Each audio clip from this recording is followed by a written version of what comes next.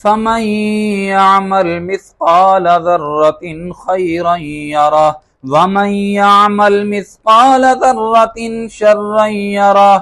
جو آدمی ایک ذرہ برابر بھی نیکی کرتا ہے اس کا بدلہ اس کو ملے گا، جو آدمی ذرہ برابر بھی شر کرتا ہے، برائی کرتا ہے، بدی کرتا ہے، بدخواہی کرتا ہے، اس کی سزا بھی اس کو ملے گی۔ یہ دنیا ہے، دنیا میں اچھے بھی ہیں، دنیا میں گندے بھی ہیں، اچھے کام کرنے والے بھی ہیں اور برے کام کرنے والے بھی ہیں۔ اچھوں کو بعض دفعہ وہ مقام نہیں ملتا، وہ مرتبہ نہیں ملتا، جو برے کام کرنے والوں کو مقام اور مرتبہ ملتا ہے۔ میرا پیارا، جب آخرت ہوگی تو آخرت میں اچھے لوگوں کو ان کی اچھائی کا پورا پورا بدلہ ملے گا، اور جو لوگ دنیا کے اندر برائی کرنے والے ہیں، سچی توبہ نہ کرنے والے، ان کو ان کی پوری پوری برائی کا بدلہ ضرور ملے گا۔ جنہوں نے دنیا کے اندر تھوڑا سی بھی کسی کا حق دبایا، کسی کے حق کو کھایا، کسی کی زمین پہ قبضہ کیا، کسی کے روپے ٹکے پہ قبضہ کیا، اس کو غصب کیا، کل قیامت کے دن پائی پائی کا حساب دینا پڑے گا۔ اس وقت کیا ہوگا؟ فَمَن يَعْمَلْ مِثْقَالَ ذَرَّةٍ خَيْرًا يَرَهُ وَمَن يَعْمَلْ مِثْقَالَ ذَرَّةٍ شَرًّا يَرَهُ۔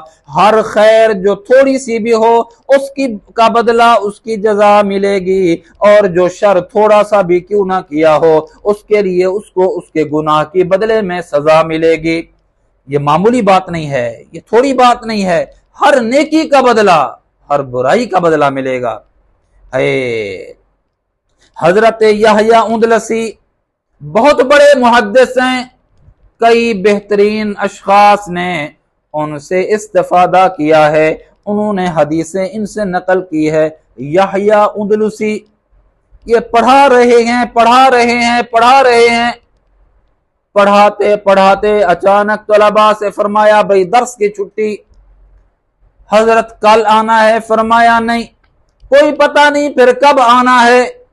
طلباء کے اندر جو ان کے پڑھنے والے بڑے بڑے شیوخ تھے، تشویش لاحق ہوئی کہ حضرت نے درس کی اتنی لمبی چھٹی کر دی ہے، پھر متعین بھی نہیں کرتے، ہفتے کے بعد، 2 ہفتے کے بعد، یا 1 مہینے کے بعد، یا 1 سال کے بعد دوبارہ درس ہوگا۔ بات اور ماجرا کیا ہے؟ سب شاگرد اکٹھے ہوئے، حضرت یحییٰ کی خدمت میں حاضر ہوئے۔ حضرت بتائیے تو صحیح، آپ نے یکدم چھٹی دے دی ہے اور پھر اتنی لمبی چھٹی دے دی ہے، اور یہ بھی نہیں بتاتے کہ 1 ماہ کے بعد آنا ہے، 1 ہفتے کے بعد آنا ہے، 6 ماہ کے بعد آنا ہے، یا 1 سال کے بعد آنا ہے۔ وجہ کیا ہے؟ حضرت نے فرمایا چھوڑو ان باتوں کو، حضرت بتائیے تو صحیح، ہم آپ کے تلامذہ میں سے ہیں، ہم آپ کے شاگردوں میں سے ہیں، ہم آپ کے محبت کرنے والوں میں سے ہیں، آپ سے خصوصی لگاؤ اور تعلق رکھنے والوں میں سے ہیں۔ حضرت بتائیے تو صحیح، آپ بلا تعین کے اتنی لمبی چھٹی کس وجہ سے کر رہے ہیں؟ ہمیں تو تشویش لاحق ہو رہی ہے۔ حضرت یحییٰ نے مجبور ہو کے فرمایا کہ میں افریقہ کے آخری کنارے کیروان میں جا رہا ہوں۔ حضرت وہاں کیوں؟ وہاں تو بڑے بڑے اژدہے ہیں، بڑے بڑے سانپ ہیں، وہاں درندے ہیں، آپ وہاں جاؤ گے آپ کی جان کو نقصان ہوگا۔ آپ وہاں کیسے اور کیوں جانا چاہتے ہیں؟